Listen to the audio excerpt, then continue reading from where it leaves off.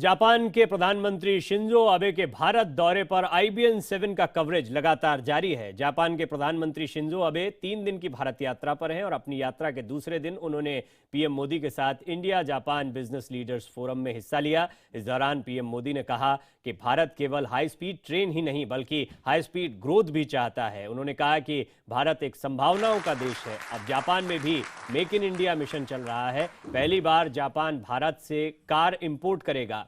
मारुति भारत में बनी Baleno car Japan को निर्यात करेगा। उन्होंने ये भी कहा कि जापान के लिए मजबूत भारत अच्छा है और भारत के लिए मजबूत जापान अच्छा है। वहीं जापान के पीएम शिंजो अबे ने कहा कि प्रधानमंत्री मोदी नीतियों को लागू करने में बुलेट ट्रेन जैसी तेजी दिखाते हैं। उन्होंने ये भी कहा कि पीएम मोदी की आर्थिक नीतियां शिनकानसेन हाई स्पीड की तरह सुरक्षित, भरोसेमंद और सबको साथ लेकर चलने वाली हैं।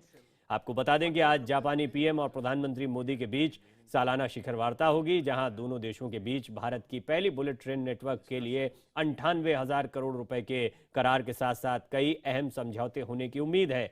वार्ता के बाद दोनों प्रधानमंत्री वाराणसी जाएंगे, जहां दशाश्वमेध घाट की गंगा आरती में ये दोनों शामिल होंगे।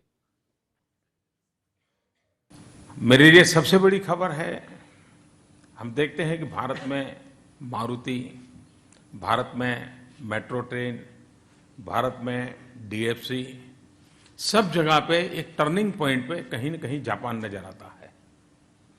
ये अपने आप में भारत में जो बदलाव आ रहा है उस पर जापान के साथ का जो नाता है वो उजागर हो रहा है।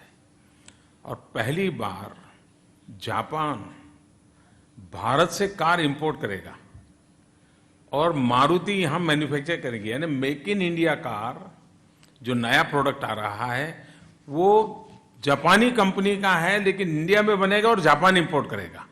ग्लोबली उसको एक्सपोर्ट किया जाएगा। ये बताता है कि किस प्रकार से संभावनाएं बढ़ी हैं। भारत में मेक इन इंडिया एक मिशन मोड पे काम करे वो तो हम समझ सकते हैं। हर भारतीय के मन में मेक इन इंडिया का विचार आए वो हम समझ सकते हैं।